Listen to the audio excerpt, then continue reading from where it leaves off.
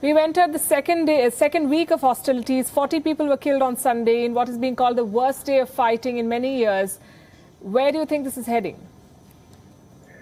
Well, this whole process started because Hamas fired rockets at Israel. And so what we're going to do is we're going to do what any country would do and stop the rockets from Hamas. You know, Hamas have fired now over 3,000 rockets into Israeli towns and cities aimed at our population. And so I hope that what we will be able to do is stop Hamas from firing those rockets and reduce their capabilities to do it in the future. What do you say to those who say the provocation came from the Israeli side, from the government, with the settlements going on and with the kind of crackdown that we saw on protesters in Al-Aqsa, that Israel's response was too heavy-handed? Well, Israel did everything we could to de-escalate the situation. I would say the exact opposite is true. You know, we took a number of steps. So, for example, we stopped Jews from going up onto the Temple Mount, which is the holiest place in Judaism. We redirected the big flag parade on Jerusalem Day. We delayed a court case. We took numerous steps in order to de-escalate it. And unfortunately, there were elements, primarily Hamas, that decided they wanted to do the opposite. You know, they saw what was going on and they fired rockets over Jerusalem. They fired rockets into Tel Aviv. They fired rockets into our capital. So we did everything we could to de-escalate this. The last thing we wanted was fighting. But Hamas and the terrorists and their paymasters of Iran seem determined to try and make this conflict. And so that's what's happened. I understand where you're coming from. You know, fighting itself is problematic. Fighting in a pandemic, even worse. And when fighting spills into civilian areas, when you have residential areas coming under attack, schools, hospitals, buildings that house media networks, that's when all the lines are blurred, and that's when the criticism mounts.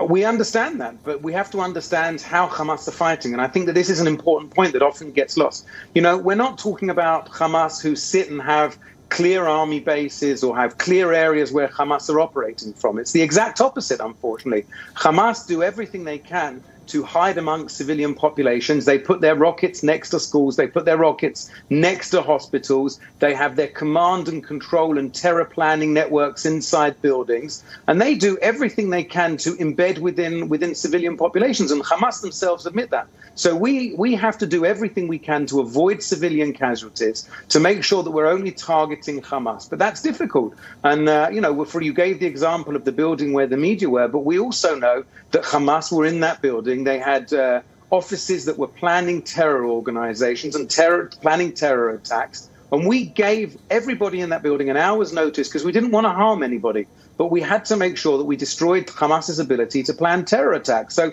Hamas themselves admit that they fire from civilian populations into civilian populations. It's a double war crime, hiding behind civilians, using civilians as human shields, and then attacking civilians. So you're right. You know, war is tragic.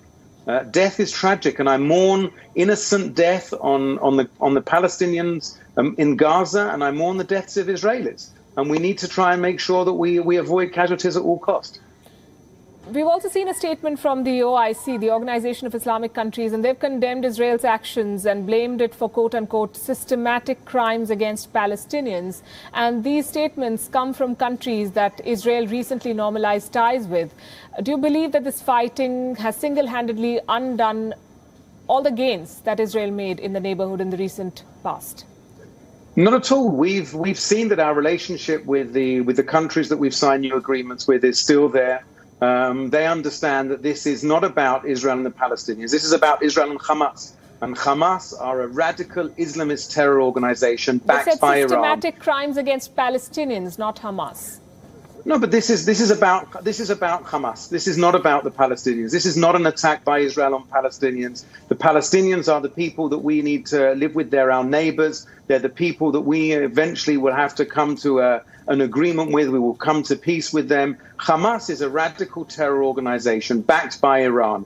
And Iran is the real threat to the region. They don't only threaten Israel. They threaten all of the countries in the Gulf. They threaten other countries in the region, other countries in the area. And so I think that everybody understands that what Israel's doing at the moment is fighting against the Iranian threat and fighting against Hamas.